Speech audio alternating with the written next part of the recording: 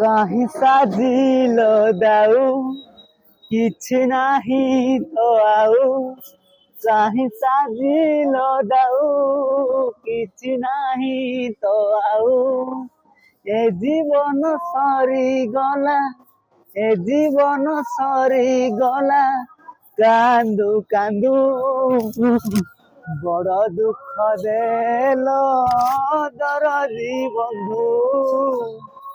ବଡ଼ ଦୁଃଖ ଦେଲ ଦରଦି ବନ୍ଧୁ ମାଗୁଥିଲି ଖୁସି ଯାହା ଖୁସି ନୁହେଁ ସେ ତ ମାୟା ସେ ମାୟାରେ ଖାଲି ଦୁଃଖ କେବେ ରୋଗ କେବେ ଶୋକ ମାଗୁଥିଲି ଖୁସି ଯାହା ଖୁସି ନୁହେଁ ସେ ତ ମାୟା ସେ ମାୟାରେ ଖାଲି ଦୁଃଖ କେବେ ରୋଗ କେବେ ଶୋକ ଛିଡ଼େଇ ବନ୍ଧନ ଚାଲିଗଲା ପ୍ରାଣ ଛିଡ଼େଇ ବନ୍ଧନ ଚାଲିଗଲା ପ୍ରାଣ ଛିଡ଼ିଗଲା ତୁମ ଡୋରି ଛିଡ଼ିଗଲା ତୁମ ଡୋରି ବାନ୍ଧୁ ବାନ୍ଧୁ ବଡ଼ ଦୁଃଖ ଦେଲ ଦରଦି ବନ୍ଧୁ ବଡ଼ ଦୁଃଖ ଦେଲ ଦରଦି ବନ୍ଧୁ। ମହାପ୍ରଭୁଙ୍କୁ ଦର୍ଶନ କରି ବହୁତ ଖୁସି ଲାଗିଲା କାହିଁକିନା ଭଗବାନ ଯିଏ ବିଶ୍ୱ ନିୟନ୍ତା ତାଙ୍କୁ ଦର୍ଶନ କରିକି ମତେ ଏମିତି ଲାଗିଲା ଯେମିତିକି ମୁଁ ସବୁ କିଛି ପାଇସାରିଛି ମୋ ପାଖରେ କିଛି ନଥାଇ ମତେ ଲାଗିଲା ଯେ ଆଜି ମୁଁ ସବୁ କିଛି ପାଇସାରିଛି। ମହାପ୍ରଭୁଙ୍କୁ ମୁଁ ଯେତେବେଳେ ପ୍ରଥମେ ଡ୍ୟାନ୍ସ କରୁଥିଲି ସେତେବେଳେ ବହୁତ ଲୋକ କହୁଥିଲେ ଯେ ଆର ହାତ ନାହିଁ ଗୋଡ଼ ନାହିଁ ଇଏ କ'ଣ କରିବ ସେତେବେଳେ ସମାଜ ଯେତେବେଳେ ମତେ କହୁଥିଲା ଯେ କିଛି କରିପାରିବନି ସେତେବେଳେ ମୁଁ ଭାବିଥିଲି ଯେ ନାଇଁ ମୁଁ ବି କିଛି କରିପାରିବି ତ ସେଇ ସମୟରେ ମୁଁ ଡ୍ୟାନ୍ସ ଶିଖିବା ପାଇଁ ବହୁତ ଚେଷ୍ଟା କଲି ବହୁତ ଜଣ ଗୁରୁ ମତେ ଡ୍ୟାନ୍ସ ଶିଖେଇଲେନି କହିଲେ ଇଏ ଯେ ଗୋଡ଼ ନିଜ ଗୋଡ଼ରେ ଛିଡ଼ା ହେଇପାରୁନି ଇଏ କ'ଣ ଡ୍ୟାନ୍ସ କରିବ କିନ୍ତୁ ଭଗବାନଙ୍କ ଆଶୀର୍ବାଦରୁ ଭଗବାନଙ୍କୁ ମୋର ଗୋଟେ ଇଚ୍ଛା ଥିଲା ଯେ ମୁଁ ପିଲାମାନଙ୍କୁ ଡ୍ୟାନ୍ସ ଶିଖେଇବି ଆଉ ଆଜି ଭଗବାନଙ୍କ ଆଶୀର୍ବାଦରୁ ମୁଁ ଗୋଟେ ଡ୍ୟାନ୍ସ କ୍ଲାସ୍ ଖୋଲି ପାରିଛି ଆଉ ସେଥିରେ 50ରୁ 60 ପିଲାଙ୍କୁ ଶିଖେଇ ପାରୁଛି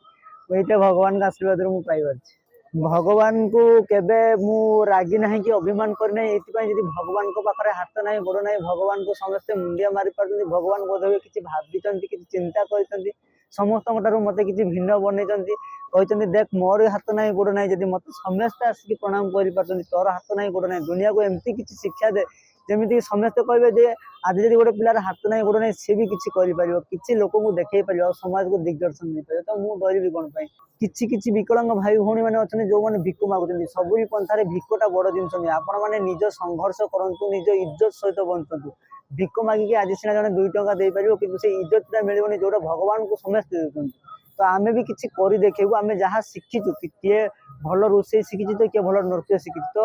ଆମ ଦ୍ୱାରା ଯାହା ବି ହେଇପାରିବ ମୁଁ ସବୁ ଦିବ୍ୟାଙ୍ଗ ମାନଙ୍କୁ କହିବି ଯେ ତମମାନେ ନିଜେ କର ପରିଶ୍ରମ କର ଯୋଉଥିରେ କି ଆମମାନେ ସକ୍ସେସଫୁଲ ନିହାତି ହେଇପାରିବ। ଭଗବାନଙ୍କୁ ଦେଖିକି ମୁଁ ଗୋଟେ ଜିନିଷ ଶିଖିଲି ଭଗବାନ ଆପଣ ଏଇଠି ଗୋଟେ ଜାଗାରେ ବସି ଯଦି ସବୁ ଦୁନିଆକୁ ଚଲେଇ ପାରୁଛନ୍ତି ତ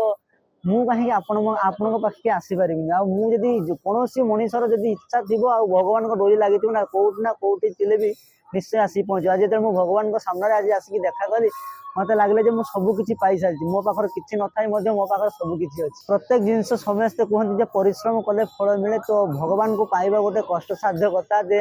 ଯଦି ସହଜରେ ମିଳିଯାଆନ୍ତି ତ ସେ ଭଗବାନ ହେଇନଥାନ୍ତେ ତ ଭଗବାନଙ୍କୁ ପାଇବାକୁ ହେଲେ ଠେଲା ହବ ପେଲା ହବ ବହୁତ ଜାଗାରେ ପଢିବାକୁ ପଡିବ ନୁହେଁବାକୁ ପଡିବ ତ ତା ଭିତରେ ଭଗବାନ ମଧ୍ୟ କୋଉଠି ନା କୋଉଠି କୃପା ନୟନରେ ମତେ ଚାହିଁଛନ୍ତି ବୋଧେ ମୁଁ ଗୁରୁଣ୍ଡି ହେଲେ ମଧ୍ୟ ଭଗବାନଙ୍କ ପାଖରେ ଯାଇ ପହଞ୍ଚି ପାରୁଛି ଆଠୁ ବଡ କଥା ମୁଁ ଭାବେ ଯେ ଭଗବାନ ମଧ୍ୟ ମୋ ପାଖକୁ ମାନେ ପରୀକ୍ଷା ନେଉଛନ୍ତି ଯେ ପରୀକ୍ଷାରେ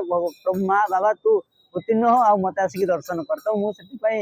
ପରିଶ୍ରମ କରୁଛି ଆଉ ଯେତେବେଳେ ପ୍ରତ୍ୟେକ ଦିନ ଯାଇକି ଦେଖା କରୁଛି।